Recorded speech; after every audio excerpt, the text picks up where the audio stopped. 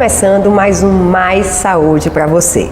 Hoje eu queria agradecer todos os e-mails e mensagens que temos recebido sobre sugestão de pautas e perguntas para o Dr. Luiz Ovando. Continue mandando que o programa Mais Saúde está aqui para isso, para levar a informação que você precisa.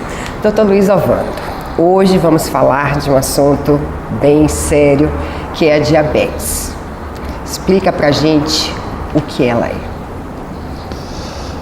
Realmente é um assunto de uma importância fantástica do ponto de vista social, né? Tem um aspecto epidemiológico abrangente.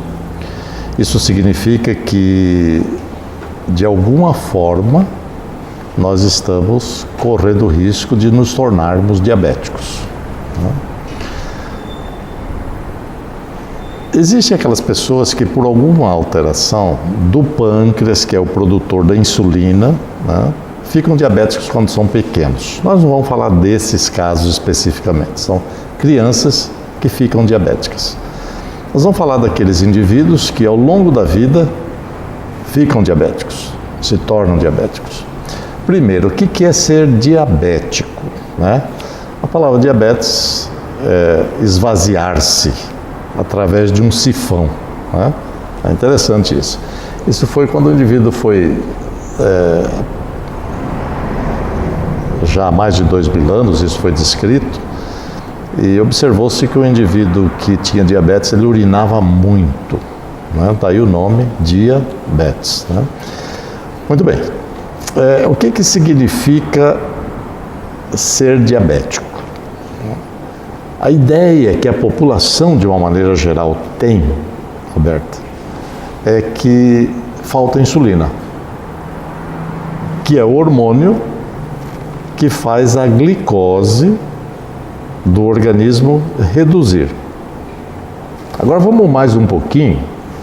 Quer dizer, para que essa glicose, se ela é tão ruim assim, né? A gente não pode esquecer que o universo é energia. De uma maneira geral, o sistema solar, ele vive em função da energia solar. E nós, seres humanos, vivemos em função da energia solar. Mas nós temos que ter um sistema energético interno. E esse sistema energético interno passa por um combustível, que é a glicose, e que precisa ser aproveitado. Vamos imaginar um carro em que você tem a gasolina, que é um combustível, mas não tem o lugar de ser queimado. Não gera energia, né?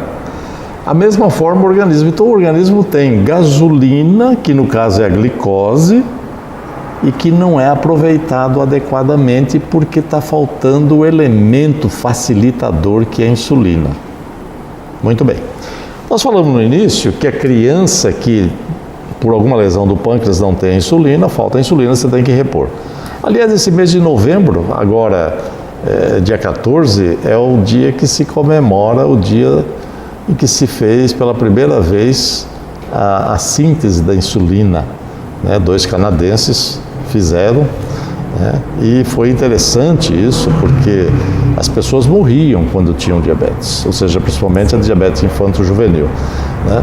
Mas a diabetes em síntese é a falta da insulina de forma efetiva, porque o diabético adulto, e aqui vem mais vamos dizer assim, um elemento assustador, né? O diabético adulto, ele tem muita insulina. Falei, mas e daí, doutor, como é que é isso? Isso é novidade? Não é novidade. A isso nós chamamos de resistência à insulina. Porque o nosso organismo, vamos aqui só para tentar explicar rapidinho, né? Se a gente ajoelha muito, vai rezar muito, o organismo, o que faz no joelho? Faz uma crosta, uma hiperceratose. Já viu isso? Por que o indivíduo tem calo na mão? É porque irrita muito, ele tem que se proteger. Então, quando o indivíduo vai engordando, a barriga vai crescendo, a barriga é contra a glicose, é contra a insulina. Então o organismo vai ter que fabricar mais insulina e vai aumentando a quantidade para poder agir um pouquinho. E isso acontece principalmente no músculo, que ele vai ficando sedentário. Então o indivíduo que é sedentário, o músculo não responde à insulina, então precisa de muita insulina. O indivíduo que é obeso, a gordura fabrica substâncias que atrapalham a ação da insulina. Então o organismo vai fazendo muita insulina. Para você ter uma ideia, a gente normalmente, quando solicita muito o pâncreas, o normal é que você fabrique 40 microunidades internacionais por ml de insulina.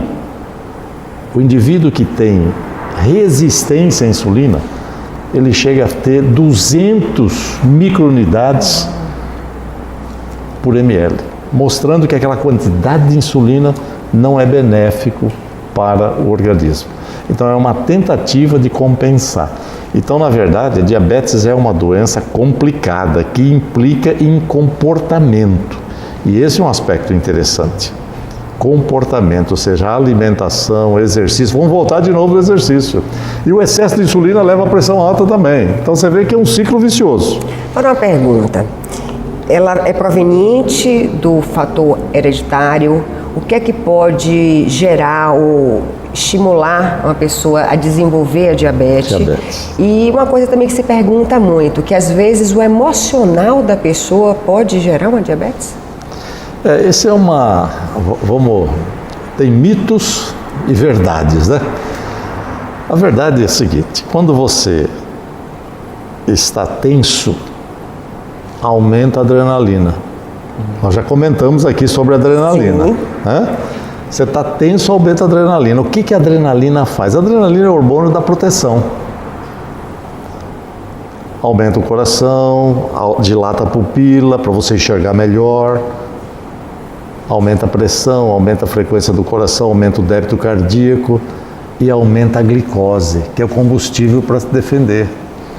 Então, quando o indivíduo está tenso, nervoso, ansioso, fala assim: meu diabetes subiu porque eu fiquei nervoso. Tá? É verdade.